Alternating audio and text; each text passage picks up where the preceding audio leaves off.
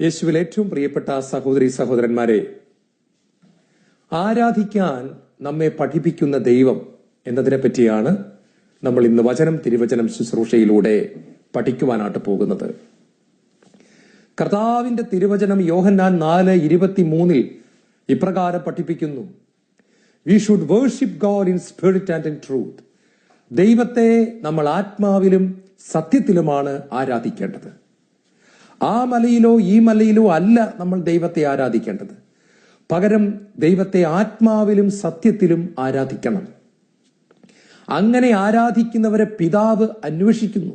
കോടിക്കണക്കിന് ദൂതന്മാരുടെ ആരാധന ദൈവം സ്വീകരിച്ചു കൊണ്ടിരിക്കുമ്പോഴും പിതാവായ ദൈവത്തിന്റെ കണ്ണുകൾ ഭൂമി മുഴുവൻ നോക്കി നടക്കുകയാണ്. ഭൂമിയിൽ ഇപ്പോൾ ജീവിച്ചിരിക്കുന്ന 700 കോടി ജനങ്ങളിലേക്കും ദൈവം നോക്കുന്നു. ആരാണ് ദൈവത്തെ ആത്മാവിലും സത്യത്തിലും ആരാധിക്കുന്നവർ? ഹൃദയത്തിന്റെ ഉള്ളിൽ നിന്ന് ദൈവത്തെ ആരാധിക്കുന്നവർ ആരാണ്? വിശ്വാസത്തിന്റെ അധ്യായം എന്നറിയപ്പെടുന്ന ഹെബ്രായ ലേഖനം 11 അധ്യായത്തിൽ 21 തിരുവചനം ഇപ്രകാരം പറയുന്നു: ആസന്ന മരണനായ യാക്കോബ് തന്റെ വടി ഊന്നി നിന്ന് ദൈവത്തെ ആരാധിച്ചുകൊണ്ട് ജോസഫിന്റെ മക്കളെ ഓരോരുത്തരെയായി അനുഗ്രഹിച്ചു. പ്രിയപ്പെട്ടവരെ, യാക്കോബ് ഒരു വാക്കുപോലും ഉച്ചരിക്കുന്നില്ല, ഒരു പാട്ട് പാടുന്നില്ല, ഒന്നും അവിടെ പറയുന്നില്ല. വചനം പറയുന്നു, അവൻ വടി ഊന്നി നിന്ന് ദൈവത്തെ ആരാധിച്ചുകൊണ്ട് ജോസഫിന്റെ മക്കളെ അനുഗ്രഹിച്ചു. വലിയ അർത്ഥം പരിശുദ്ധാത്മാവ് നമുക്ക് ഇവിടെ പറഞ്ഞു തരികയാണ്. ജീവിതത്തിൽ ഒരു കാലത്ത് ദൈവത്തിൽ നിന്ന് അകന്നവനായി ദൈവത്തെ വേദനിപ്പിക്കുന്ന പ്രവൃത്തികളുമായി ജീവിച്ച യാക്കോബ്, പാപത്തിന്റെ വഴിയിലൂടെ പോയ യാക്കോബ്, ചതിയനായ യാക്കോബ്, വളവും തിരിവും സ്വഭാവത്തിൽ നിറഞ്ഞു നിന്നിരുന്ന യാക്കോബ്, അമ്മയുടെ ഉദരത്തിൽ കിടക്കുമ്പോൾ തന്നെ സഹോദരന്റെ കുതികാലിൽ പിടിച്ചു വലിച്ച യാക്കോബ്, പായസമുണ്ടാക്കി കൊടുത്ത് ജ്യേഷ്ഠനെ വഞ്ചിച്ച യാക്കോബ്, എല്ലായിടത്തും വളഞ്ഞ വഴികളിലൂടെ പോയ യാക്കോബ്, ദൈവത്തെ ഒരിക്കലും മര്യാദയ്ക്ക് ആരാധിക്കാൻ കഴിയാതിരുന്ന യാക്കോബ്, ദൈവത്തിന്റെ ഹൃദയത്തെ തൊടാൻ കഴിയാതിരുന്ന യാക്കോബ്, ദൈവത്തെ പ്രസാദിപ്പിക്കാൻ സാധിക്കാതിരുന്ന യാക്കോബ്, തന്റെ ജീവിതത്തിന്റെ ഒരു പ്രത്യേക ഘട്ടത്തിൽ വച്ച് ദൈവത്തിന്റെ ഹൃദയത്തെ തേടുകയും ദൈവത്തിന്റെ സ്പർശനത്തിനായി കൊതിക്കുകയും ദൈവത്താൽ സ്പർശിക്കപ്പെടുകയും ചെയ്തു. ദൈവത്തിന്റെ സ്പർശനം ഏറ്റുവാങ്ങിയ യാക്കോബ് തന്റെ തുടയിൽ ഉണ്ടായ ഉളുക്കുമൂലം മുടന്തി നടക്കുവാനായി ആരംഭിച്ചു. അതിനാൽ തന്നെ ഒരു വടിയുടെ സഹായമില്ലാതെ അവന് നടക്കുവാൻ സാധിക്കാതെ വന്നു. പ്രിയപ്പെട്ടവരെ, വടി ഊന്നി നടക്കുവാനായിട്ട് യാക്കോബ് ആരംഭിച്ചു എന്ന് പറഞ്ഞാൽ ദൈവത്തിന്റെ കൈകളിൽ പിടിച്ചുകൊണ്ട് നടക്കുവാൻ യാക്കോബ് ആരംഭിച്ചു. നമ്മൾ പെരുന്നാളിനൊക്കെ കുഞ്ഞുങ്ങളുമായിട്ട് പോകുമ്പോൾ വലിയ ആൾക്കൂട്ടം കാണുന്ന സമയത്ത് കുഞ്ഞുങ്ങൾ അപ്പന്റെയോ അമ്മയുടെയോ കൈകളിൽ പിടിച്ചുകൊണ്ട് നടക്കുന്നു. അപ്പനുമായി പള്ളിയിലേക്ക് പോകുന്ന കുഞ്ഞ് പട്ടി ഓടി വരുന്നത് കാണുമ്പോൾ പെട്ടെന്ന് അപ്പന്റെ കൈകളിൽ മുറുകെ പിടിക്കുന്നു. ഇടിവെട്ടും മിന്നലും ഉണ്ടാകുമ്പോൾ കുഞ്ഞ് അപ്പന്റെയോ അമ്മയുടെയോ കൈകളിൽ മുറുകെ പിടിക്കുന്നു. പ്രിയപ്പെട്ടവരെ, അന്ന് വരെ ആരെയും പിടിക്കാതെ ഞാൻ ബലവാനാണെന്ന് കരുതി ജീവിച്ച യാക്കോബ് ആദ്യമായി ദൈവത്തിന്റെ സ്പർശനം ഏറ്റുവാങ്ങിയപ്പോൾ ദൈവത്തെ ആരാധിക്കുവാൻ പഠിച്ചു. യാബോക്കിന്റെ കടവത്ത് രാത്രി മുഴുവൻ അവൻ ദൈവവുമായി മല്ലുപിടുത്തം നടത്തിയെന്ന് പറയുമ്പോൾ വലിയൊരു ആരാധന അവിടെ നിന്ന് ഉയർന്നു. ദൈവം ആരാണെന്ന് യാക്കോബിന് മനസ്സിലായി. ദൈവം സർവശക്തനാണെന്നും താൻ പൊടിയും ചാരവുമാണെന്നും ദൈവം തന്നെ തൊട്ടാൽ താൻ പൊടിഞ്ഞു പോകുമെന്നും യാക്കോബിന് മനസ്സിലായി.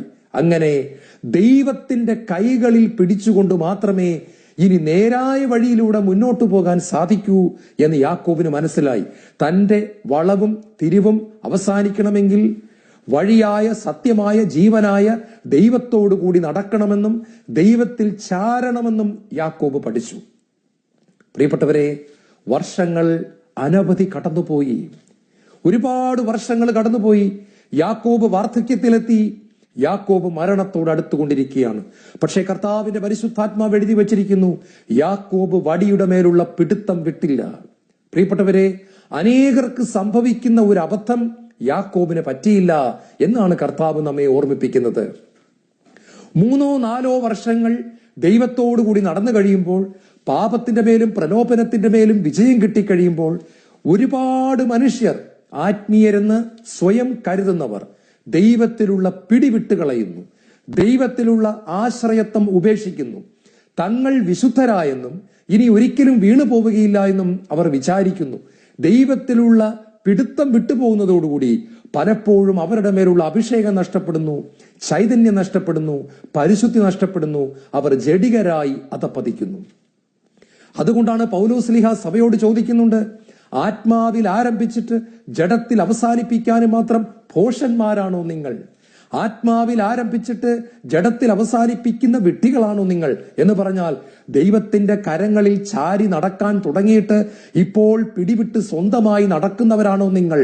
ഓടുന്നവരാണോ നിങ്ങൾ? പ്രിയപ്പെട്ടവരെ, യാക്കോബിന് അബദ്ധം പറ്റിയില്ല.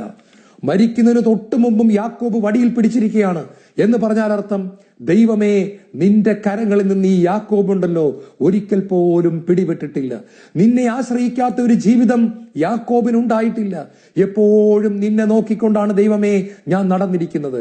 എന്റെ മരണം തൊട്ട് മുന്നിൽ നിൽക്കുന്ന ഈ സമയത്തും എന്റെ മകന്റെ മക്കളെ ഞാൻ അനുഗ്രഹിക്കുമ്പോൾ ഞാൻ വടി ഊന്നി നിന്ന് നിന്നെ ആരാധിച്ചുകൊണ്ട് ആരാധനയിലൂടെ ഇറങ്ങി വരുന്ന അഭിഷേകത്തിന്റെ മധ്യത്തിൽ, ആരാധനയിൽ ഇറങ്ങി വരുന്ന ദൈവസാന്നിധ്യത്തിന്റെ മധ്യത്തിൽ ഞാൻ എന്റെ ചെറുമക്കളെ അനുഗ്രഹിക്കട്ടെ. പ്രിയപ്പെട്ടവരെ, ദൈവം എന്നെയും നിങ്ങളെയും ആരാധിക്കുവാൻ വിളിക്കുന്നു. ആരാധന എന്ന് പറയുന്നത് നമ്മൾ കരിസ്മാറ്റിക്കുകാർ വിചാരിക്കുന്നത് പോലെ അരമണിക്കൂർ നേരം പാട്ടുപാടുന്നത് മാത്രമല്ല. ഹാലലുയ ഹാലലുയ എന്ന് ആവർത്തിച്ച് പറയുന്നതല്ല. അത് പ്രൈസ് ആണ്, അത് സ്തുതിപ്പാണ്. അത് പാട്ടിലൂടെ നമ്മൾ സ്തുതിക്കുന്നത് മാത്രമേ ഉള്ളൂ. പാട്ടിലൂടെ നമുക്ക് സ്തുതിക്കാം, അല്ലാതെ നമുക്ക് സ്തുതിക്കാം. ഗാനത്തിലൂടെയും അല്ലാതെയും, ട്യൂണിട്ടും അല്ലാതെയും ഒക്കെ ദൈവത്തിന് നന്ദിയും സ്തുതിയും അർപ്പിക്കാം. എന്നാൽ ആരാധന എന്ന് പറയുന്നത് അതിന്റെ അപ്പുറമാണ്. It's A life style. അതൊരു ജീവിത ശൈലിയാണ്. ഓരോ സെക്കൻഡും നമ്മിൽ നിന്നും ഉയരുന്ന ഒരു തീയാണ് ആരാധന. ഉന്നതനായ ദൈവത്തിലേക്ക്, സർവശക്തനായ ദൈവത്തിലേക്ക് എന്നിൽ നിന്നും നിങ്ങളിൽ നിന്നും ഉയരുന്ന ബഹുമാനത്തിന്റെയും ആദരവിന്റെയും സ്നേഹത്തിന്റെയും വലിയ ആശ്രയത്വത്തിന്റെയും ഒരു വികാരമാണ് ആരാധന. അത് ദൈവത്തിന്റെ ഹൃദയത്തെ പിടിച്ചു ഉലുക്കുന്നു.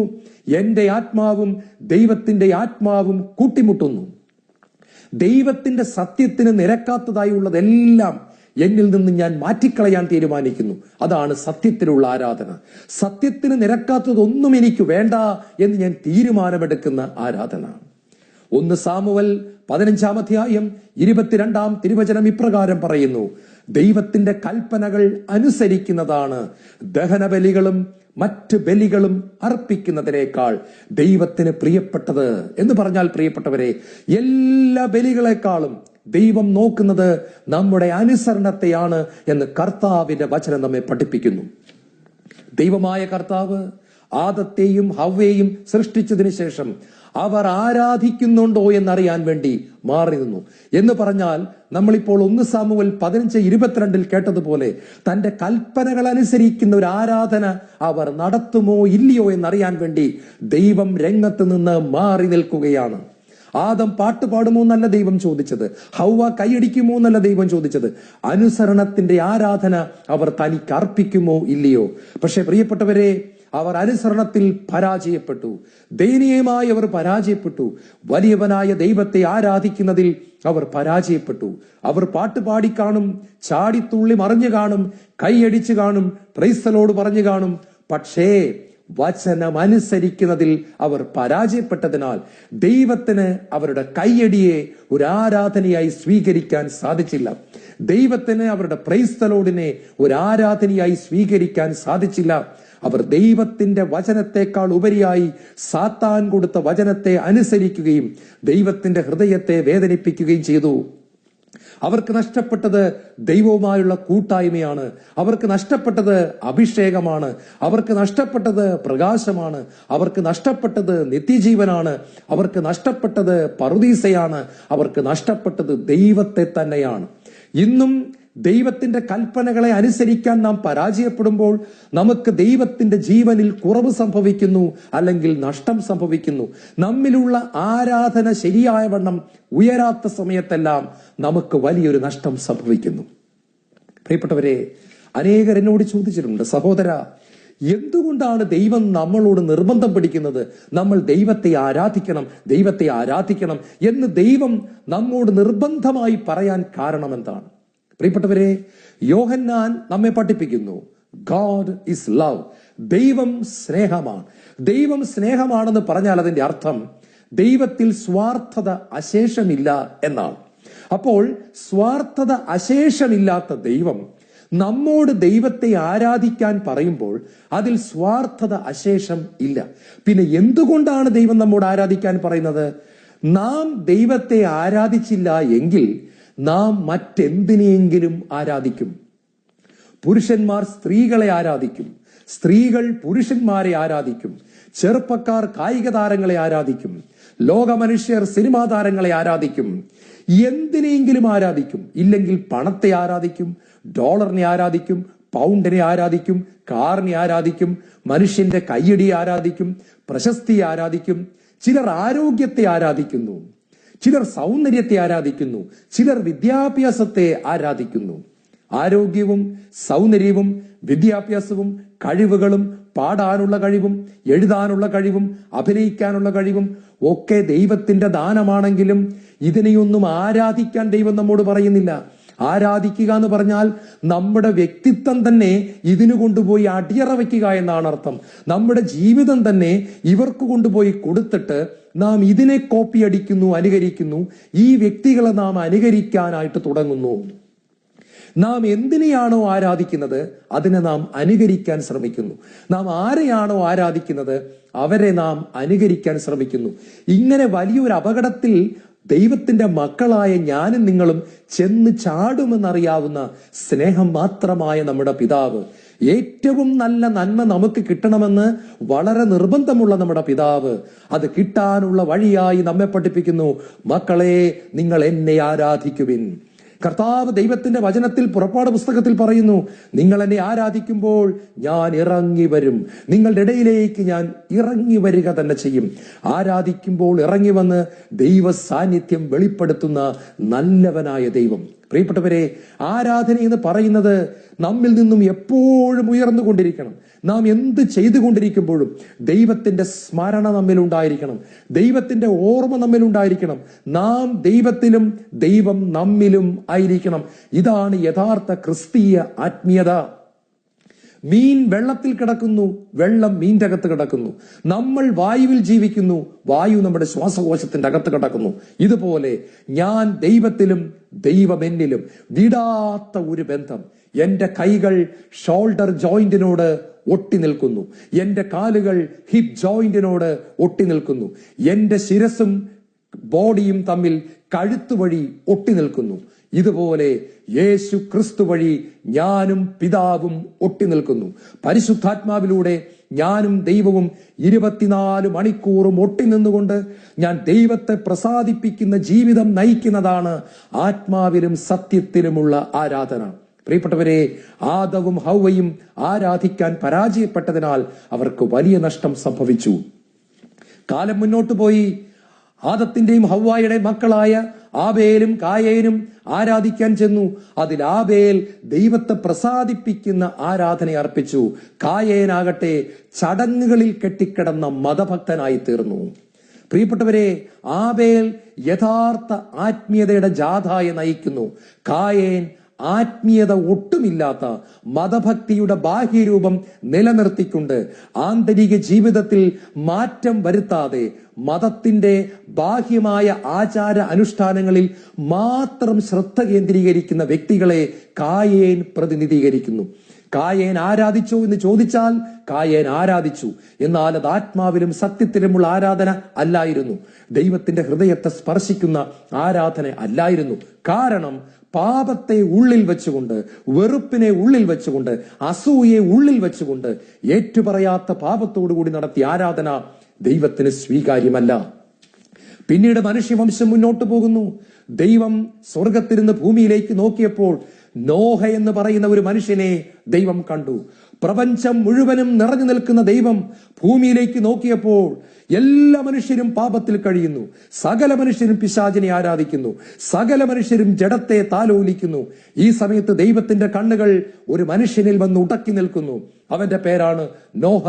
കർത്താവ് വ്യക്തമായിട്ട് കണ്ടു, നോഹ തന്നെ ആരാധിക്കുന്നു, നോഹ തനിക്കായി കൊതിക്കുന്നു, നോഹയുടെ ഹൃദയം ദൈവത്തിന് വേണ്ടി പിടയ്ക്കുന്നു, നോഹ തന്റെ ജീവിതം ദൈവത്തിനൊരു ബലിയായി അർപ്പിക്കുന്നത് ദൈവം കണ്ടു. പ്രിയപ്പെട്ടവരെ, വെള്ളപ്പൊക്കം വന്ന് ഭൂമി നശിച്ചു പോകുമ്പോൾ ദൈവം അത്ഭുതകരമായി ആരാധിച്ചു കൊണ്ടിരുന്ന നോഹയെ രക്ഷിക്കുകയും നോഹയെ പെട്ടകത്തിലാക്കി അടയ്ക്കുകയും ചെയ്യുന്നു. നോഹയും നോഹയുടെ കുടുംബവും രക്ഷ പ്രാപിക്കുന്നു. പെട്ടകം യേശുക്രിസ്തുവിനെ കാണിക്കുന്നു. അതുകൊണ്ടാണ് പുതിയ നിയമം വ്യക്തമായിട്ട് പറയുന്നത്, കർത്താവ് യേശുവിൽ വിശ്വസിക്കുക, നീ നിന്റെ കുടുംബവും രക്ഷ പ്രാപിക്കും. യേശുക്രിസ്തു എന്ന പെട്ടകത്തിന്റെ ഉള്ളിൽ നമ്മയാക്കി വലിയ അപകടത്തിൽ നിന്നും ന്യായവിധിയിൽ നിന്നും ദൈവത്തിന് നമ്മെ രക്ഷിക്കുവാനായിട്ട് സാധിക്കും. നോഹയെപ്പോലെ നാം ദൈവത്തെ ആരാധിക്കുന്നവരായി മാറിയെങ്കിൽ. പെട്ടകം കടലിലൂടെ ഒഴുകി നടന്നു. പെട്ടകം ഒഴുകി നടന്നതിന് ശേഷം ഒടുവിൽ പെട്ടകം വന്ന് അടിയുന്നു. പെട്ടകം തുറന്ന് പുറത്തിറങ്ങിയ നോഹ ആദ്യമായി ചെയ്തത് ആരാധന അർപ്പിക്കുക എന്ന കാര്യമാണ്. നോഹ ചുറ്റി നടന്ന് സ്ഥലം കണ്ടില്ല, മക്കളുമായി സംസാരിച്ച് സമയം ചെലവഴിച്ചില്ല. അതൊക്കെ പിന്നീട് നല്ല ആഹാരം കഴിക്കാൻ തോന്നിയില്ല. നോഹ ആദ്യമായി ചെയ്തത് പെട്ടകത്തിൽ ഉണ്ടായിരുന്ന മൃഗങ്ങളിൽ നിന്നും നല്ല മൃഗങ്ങളെ തെരഞ്ഞെടുത്ത് ദൈവത്തിനൊരു ബലിയർപ്പിച്ചു. ആരാധനയിൽ സന്തോഷം കണ്ടെത്തിയിരുന്ന നോഹയിൽ ദൈവം പ്രസാദിച്ചു. മനുഷ്യവർഗം വീണ്ടും മുന്നോട്ട് പോവുകയാണ്. ദൈവം ഒരു മനുഷ്യനെ കാണുന്നു. എന്തിനു വേണ്ടി? തന്റെ പുത്രനെ ഈ ലോകത്തിലേക്ക് അയക്കണം. അതിന് പിതാവിനൊരു ജീനിയോളജി വേണം, ഒരു വംശാവലി വേണം, ഒരു തലമുറ വേണം. അപ്പന്റെ മക്കളുടെ മക്കൾ താഴേക്ക് ഇറങ്ങി വന്ന് തന്റെ പുത്രനായ യേശുക്രിസ്തുവിനെ ലോകത്തിന് നൽകാൻ പിതാവായ ദൈവത്തിന് ഒരു ജീനിയോളജി വേണമായിരുന്നു. മനുഷ്യന്റെ ഒരു കുടുംബത്തെ ദൈവത്തിന് വേണമായിരുന്നു. ഒരു ഫാമിലി ട്രീ ദൈവം തെരഞ്ഞെടുക്കുന്നു. ആ കുടുംബ വൃക്ഷത്തിലൂടെ യേശുവിനെ കൊണ്ടുവരാൻ ദൈവം ആഗ്രഹിച്ച പിതാവ് ഭൂമിയിലേക്ക് നോക്കിയപ്പോൾ ദൈവത്തെ തേടുന്ന ഒരു മനുഷ്യനെ കണ്ടു. ദൈവം ആരാണെന്ന് അറിയാതിരുന്നിട്ടും ദൈവമേ നീ ആരാണെന്ന് ചോദിക്കുന്ന ഒരു മനുഷ്യൻ, വിഗ്രഹങ്ങളെ ആരാധിച്ചു കൊണ്ടിരുന്ന ഒരു കുടുംബത്തിൽ ആകാശത്തെയും ഭൂമിയെയും സൃഷ്ടിച്ച ദൈവം എവിടെയെന്ന് ചോദിക്കുന്ന ഏതാണ്ട് 20 വയസ്സുള്ള ഒരു ചെറുപ്പക്കാരനെ ദൈവം അന്ന് കണ്ടു. അവന്റെ പേരാണ് അബ്രഹാം. ദൈവം അബ്രഹാമിനെ നേരിട്ട് വിളിച്ചു, അബ്രഹാം, നിന്റെ ഹൃദയം ഞാൻ കാണുന്നു. ഞാനാണ് ദൈവം. നീ തേടിക്കൊണ്ടിരുന്ന ദൈവം ഞാനാണ്. നീ നിന്റെ ദേശത്തെയും പിതൃഭവനത്തെയും ബന്ധുക്കളെയും ചാർച്ചക്കാരെയും വിട്ട് ഞാൻ കാണിച്ചു തരുന്ന ദേശത്തേക്ക് വരിക. പ്രിയപ്പെട്ടവരെ, ഇതാണ് ആരാധന എന്ന് പറയുന്നത്. നമ്മുടെ അപ്പൻ മദ്യപിക്കുന്നെങ്കിൽ നമ്മളും മദ്യപിക്കുന്നതല്ല. അപ്പൻ പുകവലിക്കുന്നെങ്കിൽ നമ്മളും പുകവലിക്കുന്നതല്ല. അമ്മ അപ്പനോട് എതിർത്ത് സംസാരിക്കുന്ന വ്യക്തിയാണെങ്കിൽ, ദേഷ്യപ്പെട്ട് ബഹുമാനമില്ലാതെ സംസാരിക്കുന്ന വ്യക്തിയാണെങ്കിൽ നമ്മളും അമ്മച്ചിയെ പോലെ സംസാരിക്കുന്നതല്ല ആരാധന. അതുകൊണ്ടാണ് കർത്താവ് പറയുന്നത്, നിന്റെ പിതൃഭവനത്തെയും നിന്റെ ബന്ധുക്കളെയും നിന്റെ ചാർച്ചക്കാരെ നീ വിടണമെന്ന് പറഞ്ഞാൽ അർത്ഥം അവർ ജീവിച്ച വഴികൾ നീ ഉപേക്ഷിക്കണം. അവരുടെ സംസാര രീതി നീ ഉപേക്ഷിക്കണം. അവരുടെ പാപ പ്രവൃത്തികളെ നീ ഉപേക്ഷിക്കണം. അത് നിന്റെ സ്വന്തം അപ്പനായാലും നിന്റെ സ്വന്തം അമ്മയായാലും പാപത്തിൽ ജീവിക്കുന്ന വ്യക്തിയാണെങ്കിൽ, മകനെ, എന്നെ ആരാധിക്കുന്ന മകളെ, നീ നിന്റെ അപ്പനെ കോപ്പിയടിക്കാൻ പാടില്ല. നീ നിന്റെ അമ്മച്ചിയെ കോപ്പിയടിക്കാൻ പാടില്ല. നീ അമ്മച്ചിയുടെ പാപ വഴികളെ വിടണം. നീ അപ്പച്ചന്റെ പാപ വഴികളെ വിടണം. കൊറിന്തോസ്യർക്ക് എഴുതിയ 2-ാം ലേഖനം 6-ാം അധ്യായം അവസാനിക്കുന്നതിങ്ങനെയാണ്, നിങ്ങൾ അവരെ വിട്ടിറങ്ങി വരണം. പ്രകാശത്തിന് അന്ധകാരവുമായി എന്ത് കൂട്ടുകെട്ടാണുള്ളത്? ദൈവത്തിന്റെ ആലയത്തിന് വിഗ്രഹങ്ങളുമായി എന്ത് പൊരുത്തമാണുള്ളത്? നിങ്ങൾ അവരെ വിട്ടിറങ്ങി വരികയും അവരിൽ നിന്ന് വേർപിരിയുകയും ചെയ്യുവിൻ. അപ്പോൾ ഞാൻ നിങ്ങളെ സ്വീകരിക്കും. അശുദ്ധമായതൊന്നും നിങ്ങൾ തുടരുത്. നിങ്ങൾ എനിക്ക് പുത്രന്മാരും പുത്രിമാരുമായിരിക്കും. ഞാൻ നിങ്ങൾക്ക് പിതാവായിരിക്കുമെന്ന് സർവശക്തനായ കർത്താവ് അരുളി ചെയ്യുന്നു. ഞാൻ നിങ്ങളുടെ ഇടയിലൂടെ സഞ്ചരിക്കും. I will reveal my presence. ഞാൻ എന്റെ സാന്നിധ്യം നിങ്ങൾക്ക് വെളിപ്പെടുത്തും. അതിന് നിങ്ങൾ ചെയ്യേണ്ട കാര്യം, സ്വന്തം അപ്പനാണെങ്കിലും അമ്മയാണെങ്കിലും അവരുടെ പാപത്തെ നീ അനുകരിക്കാൻ പാടില്ല. അവരുടെ തെറ്റായ വഴികളെ നീ എടുക്കാൻ പാടില്ല. ഞങ്ങളുടെ കുടുംബം മുഴുവൻ ഇങ്ങനെയാണ് ജീവിച്ചതെന്ന് പറയാൻ പാടില്ല. കുടുംബക്കാര് പോയി കിടക്കുന്ന തീ പൊയ്കയിൽ നീയും ഞാനും പോയി കിടക്കേണ്ടി വരും. അതുകൊണ്ട് കർത്താവ് പറയുന്നു, നിനക്ക് നിന്റെ വല്യപ്പച്ചൻ പോയ സ്ഥലത്ത് പോകണോ, ഞാനിരിക്കുന്ന സ്ഥലത്ത് വരണോ? നിനക്ക് നിന്റെ അപ്പച്ചൻ പോയ സ്ഥലത്ത് വരണോ, അതോ സ്വർഗത്തിലെ പിതാവിരിക്കുന്ന സ്ഥലത്ത് വരണോ? അതുകൊണ്ട് ദൈവം അബ്രഹാമിനോട് പറഞ്ഞു, നിന്റെ അപ്പനെ നീ വിട്ടുവരിക. അബ്രഹാം അതനുസരിച്ചു. പ്രിയപ്പെട്ടവരെ, ദൈവത്തിന് സന്തോഷമായി. പിന്നീട് നമ്മൾ ഉൽപ്പത്തി പുസ്തകത്തിൽ കാണുന്നത് അബ്രഹാം ആരാധനയുടെ മനുഷ്യനായി തീരുകയാണ്. എവിടെയെല്ലാം ടെന്റ് അടിക്കുന്നുണ്ടോ, കൂടാരവാസിയായ പാപം അബ്രഹാം എവിടെയെല്ലാം കൂടാരമടിച്ചു, അവിടെയെല്ലാം ബലിപീഠം പണിത് ദൈവത്തെ ആരാധിച്ചു. വർഷങ്ങൾ കടന്നുപോയി. അബ്രഹാമിന്റെ ജീവിതത്തിൽ ഒരു ഒറ്റ പ്രശ്നമേ ഉണ്ടായിരുന്നുള്ളൂ, തനിക്കൊരു കുഞ്ഞില്ലായിരുന്നു. പക്ഷെ നിങ്ങളൊന്ന് ഓർക്കണം, ആരാധനയിൽ ആനന്ദം കണ്ടെത്തിയിരുന്ന അബ്രഹാം കുഞ്ഞില്ലാത്തതിന്റെ പേരിൽ ദൈവത്തെ ആരാധിക്കാൻ മടി കാണിച്ചില്ല. കുഞ്ഞ് തനിക്കില്ല, അതുകൊണ്ട് എന്തിനു താൻ ആരാധിക്കണമെന്ന് ഒരിക്കൽ പോലും ചോദിച്ചില്ല. അബ്രഹാം ആരാധനയിൽ ആനന്ദം കണ്ടെത്തി. അബ്രഹാം ദൈവത്തെ ആരാധിക്കുന്നതിൽ സന്തോഷം കണ്ടെത്തി. ദൈവത്തിന് നോക്കിയിരിക്കാൻ സാധിച്ചില്ല. എല്ലാം മറന്ന് തന്നെ ആരാധിക്കുന്ന അബ്രഹാമിന് സമ്മാനം കൊടുക്കാൻ ദൈവമായ കർത്താവ് തീരുമാനമെടുത്തു. ദൈവം അബ്രഹാമിന് ഇസഹാക്കിനെ നൽകി. ആരാധിച്ചുകൊണ്ടിരുന്ന അബ്രഹാമിന് ആരാധനയുടെ മധ്യത്തിൽ അത്ഭുതം വെളിപ്പെടുകയാണ്. അബ്രഹാമിന്റെ കരങ്ങളിലേക്ക് ദൈവം ഇസഹാക്കിനെ വെച്ചു കൊടുത്തു. കാലം പിന്നെയും മുന്നോട്ട് പോയി. ദൈവം ഒന്നുകൂടി അബ്രഹാമിനെ പരിശോധിക്കാൻ തീരുമാനിച്ചു. അബ്രഹാമിന്റെ ആരാധന എവിടം വരെ പോകും? ഇത്രയും നാൾ അബ്രഹാം എല്ലാം നൽകി ആരാധിച്ചു. ഈ മകനെ നൽകി ആരാധിക്കുമോ? അബ്രഹാമേ, നിന്റെ മകനെ എനിക്ക് നൽകിക്കൊണ്ടുള്ള ഏറ്റവും ഉന്നതമായ ഒരു ആരാധന നീ എനിക്കായി അർപ്പിക്കുമോ? മോറിയ മലയിൽ 3 ദിവസം നടന്നുപോയി തന്റെ മകനെ ബലിയർപ്പിക്കാൻ അബ്രഹാം തീരുമാനമെടുത്തു. സ്വർഗത്തിലെ പിതാവിന്റെ ഹൃദയത്തെ അത് വല്ലാതെ ആശ്വസിപ്പിച്ചു, സന്തോഷിപ്പിച്ചു. ലോകം മുഴുവൻ പാപം ചെയ്തുകൊണ്ടിരിക്കുമ്പോൾ കുഞ്ഞു കുഞ്ഞു ഇഷ്ടങ്ങൾ പോലും, ചെറിയ ചെറിയ സന്തോഷങ്ങൾ പോലും ദൈവത്തിന് വേണ്ടി ഉപേക്ഷിക്കാൻ തയ്യാറാകാതെ പാപത്തിന്റെ സുഖത്തിന് വേണ്ടി നെട്ടോട്ടമോടുന്ന മനുഷ്യരിടയിൽ ഏറ്റവും വലിയ ആനന്ദമായ തന്റെ പ്രിയപ്പെട്ട മകനെ, വാർദ്ധക്യത്തിൽ ജനിച്ച മകനെ പോലും കൊടുത്തുകൊണ്ട് ദൈവത്തെ ആരാധിക്കാൻ അബ്രഹാം തീരുമാനമെടുത്തപ്പോൾ ദൈവത്തിന്റെ ഹൃദയത്തിന് സന്തോഷമായി. ദൈവം ചെയ്തതെന്താണെന്നറിയാമോ? അബ്രഹാമേ, നീ കുഞ്ഞിന്റെ പുറത്ത് കത്തിവെക്കരുത്, പകരം തിരിഞ്ഞു നോക്കുക. എന്താണ് നീ കാണുന്നത്? നീ എന്റെ പുത്രനെ കാണുന്നുണ്ടോ? കാൽവരി മലയിൽ പിടഞ്ഞു മരിക്കുന്ന യേശുവിനെ നിനക്ക് കാണണമോ? നീ നോക്കുക, മുൾപടർപ്പിന്റെ ഇടയിൽ കുടുങ്ങിക്കിടക്കുന്ന കുഞ്ഞാടിനെ നീ കാണുക. എന്റെ പുത്രനായ യേശു ക്രിസ്തുവിന്റെ നിഴലാണത്. എന്റെ പുത്രന്റെ നിഴലിനെ നീ കണ്ടുകൊള്ളുക. കന്യകാമറിയത്തിന്റെ മകനായി കാലത്തിന്റെ പൂർണ്ണതയിൽ ഈ ലോകത്തിലേക്ക് വന്ന് മുൾമുടി അണിഞ്ഞവനായി പിടഞ്ഞു മരിക്കുന്ന എന്റെ മകനെ നീ കൺകുളിർക്കെ കണ്ടുകൊള്ളുക. അതുകൊണ്ടാണ് യോഹന്നാന്റെ സുവിശേഷത്തിൽ യേശു പറഞ്ഞു, നിങ്ങളുടെ പിതാവായ അബ്രഹാം എന്റെ ദിവസം കാണാമെന്ന പ്രത്യാശയിൽ സന്തോഷിച്ചു. അവൻ അത് കാണുകയും ചെയ്തു. എവിടെ വെച്ചാണ് കണ്ടത്? ഏറ്റവും വലിയ ആരാധന മോറിയ മലയിൽ നടത്തിയ സമയത്ത് പിതാവായ ദൈവം അബ്രഹാമിന് വരാൻ പോകുന്ന രക്ഷകനെ കാണിച്ചു കൊടുത്തു. യേശു ക്രിസ്തുവിന്റെ വെളിപാട് അബ്രഹാമിന് ലഭിച്ചു. പ്രിയപ്പെട്ടവരെ, നാം ആത്മാവിലും സത്യത്തിലും ആരാധിക്കുമ്പോൾ സംഭവിക്കുന്നത് ഇതാണ്. യേശു ക്രിസ്തുവിനെ നമുക്ക് വെളിപ്പെട്ട് കിട്ടുന്നു. യേശു ക്രിസ്തുവിനെ നമുക്ക് മറഞ്ഞിരിക്കുന്ന ദൈവമായല്ല, അനുഭവിക്കാൻ സാധിക്കുന്ന ദൈവമായി, എക്സ്പീരിയൻസ് ചെയ്യാൻ സാധിക്കുന്ന ദൈവമായി യേശുവിന്റെ സാന്നിധ്യം നമ്മുടെ മേൽ ഇറങ്ങി വരുന്നു. യേശു പറഞ്ഞു, എന്നെ സ്നേഹിക്കുന്നവൻ എന്റെ കൽപ്പന പാലിക്കും. അപ്പോൾ ഞാനും എന്റെ പിതാവും അവനെ സ്നേഹിക്കുകയും ഞങ്ങൾ വന്ന് അവനിൽ വാസമുറപ്പിക്കുകയും ചെയ്യും എന്ന് പറഞ്ഞാൽ പിതാവിന്റെ സാന്നിധ്യം, പുത്രന്റെ സാന്നിധ്യം, പരിശുദ്ധാത്മാവിന്റെ സാന്നിധ്യം ഞാൻ അവന് വെളിപ്പെടുത്തി കൊടുക്കും. ദൈവം പിന്നീട് ഒരിക്കലും മറഞ്ഞിരിക്കുന്ന ദൈവമല്ല. ആരാധനയിൽ ഉയരുന്ന വ്യക്തികൾക്ക് ദൈവം റിയലാണ്. യേശു ക്രിസ്തു വെളിപ്പെടുത്തപ്പെട്ട് അവന് ലഭിക്കുകയാണ്. എന്നെ കേട്ടുകൊണ്ടിരിക്കുന്ന പ്രിയപ്പെട്ടവരെ, നമുക്ക് വേണമെങ്കിൽ മതഭക്തരായി മാത്രം ജീവിച്ച് എവിടെയെങ്കിലും പോയി നശിക്കാം. ഞാൻ പലപ്പോഴും കണ്ടിട്ടുണ്ട്, ആരാധിക്കുന്ന മനുഷ്യർക്കുള്ള സന്തോഷം, ആരാധിക്കുന്ന മനുഷ്യർക്കുള്ള അഭിഷേകം, ആരാധിക്കുന്ന മനുഷ്യർക്കുള്ള വിശുദ്ധി ഒരിക്കലും ആരാധിക്കാത്ത വ്യക്തികളിൽ നമുക്ക് കാണാനായിട്ട് സാധിക്കുകയില്ല. ചരിത്രത്തിലുടനീളം പരിശോധിച്ചാൽ നമുക്ക് കാണാം, ദൈവം ആരാധിക്കുന്നവരെ അഭിഷേകം ചെയ്യുന്നു. ആരാധന എന്ന് പറഞ്ഞാൽ അനുസരണത്തിന്റെ ആരാധന കൊടുക്കുന്നവരെ. ഇതാ കർത്താവിന്റെ ദാസി, നിന്റെ ഇഷ്ടം പോലെ എന്നിൽ നിറവേറട്ടെ. ലോക ചരിത്രത്തിൽ യേശു ക്രിസ്തു കഴിഞ്ഞാൽ ഇതുപോലൊരു ആരാധന വേറെ ആരും നടത്തിയിട്ടില്ല എന്ന് പിതാവ് കണ്ടു.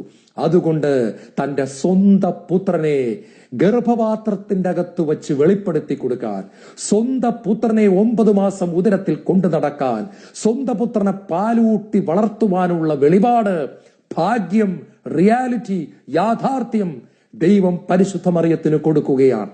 മറിയത്തിന്റെ മക്കളായി നമ്മെ ദൈവം വിളിക്കുന്നു. അനുസരണത്തിന്റെ ആരാധനയിലേക്ക് നമ്മൾ കടന്നു വരിക, ദൈവത്തെ അനുഭവിച്ചറിയുക. കണ്ണുകളടയ്ക്കാം, പ്രാർത്ഥിക്കാം. കർത്താവേ, അങ്ങ് ആഗ്രഹിക്കുന്ന ആരാധന എന്ന് പറയുന്നത് എന്റെ ഹൃദയത്തിൽ നിന്നും ഉയരുന്ന അനുസരണമാണ്. ഉള്ളിൽ നിന്നും സ്നേഹത്തോടെ ഉയരുന്ന ഒരു അനുസരണം. ആ ആരാധന എപ്പോഴും എന്നിൽ നിന്ന് ഉയരുമ്പോൾ അങ്ങ് പ്രസാദിക്കുന്നു. അങ്ങയുടെ സാന്നിധ്യം എനിക്ക് വെളിപ്പെടുത്തി കിട്ടുന്നു. ഈ ഒരു അനുഭവത്തിലേക്ക് എന്നെ കൈപിടിച്ച് നടത്തണമേ.